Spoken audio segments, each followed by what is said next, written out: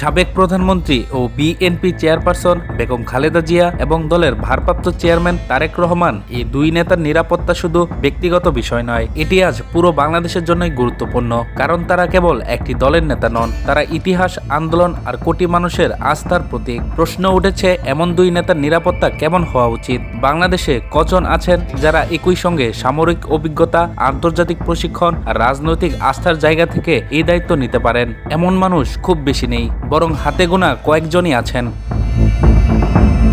এই বাস্তবতা মাথায় রেখেই বাংলাদেশ জাতীয়তাবাদী দল একটি গুরুত্বপূর্ণ সিদ্ধান্ত নেয়। দলের শীর্ষ নেতৃত্বের সার্বিক নিরাপত্তার দায়িত্ব দেওয়া হয় ব্রিগেডিয়ার জেনারেল অবসরপ্রাপ্ত ডক্টর AKM শামসুল ইসলামকে। তিনি কোনো সাধারণ মানুষ নন। দীর্ঘ সামরিক জীবনে তিনি প্রমাণ করেছেন দক্ষতা, শৃঙ্খলা আর নেতৃত্ব।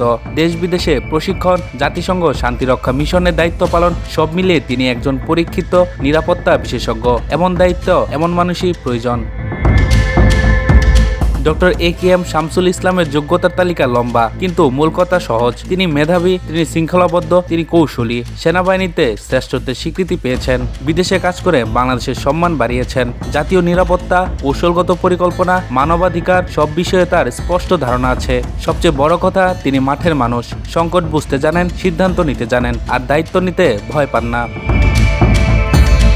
আরেকটি বিষয় আলাদা করে বলতে হয়, তার রাজনৈতিক অবস্থান। ডক্টর AKM শামসুল ইসলাম একজন জাতীয়তাবাদী চেতনার মানুষ। বিএনপির আদর্শ ও ইতিহাসকে তিনি হৃদয় থেকে ধারণ করেন, দলকে ভালোবাসেন, নেতৃত্বকে সম্মান করেন। ব্যক্তিগত ত্যাগের গল্প আছে তার জীবনে। তাই এই দায়িত্ব শুধু পেশাগত নয়, এটি তার কাছে বিশ্বাসের দায়িত্ব।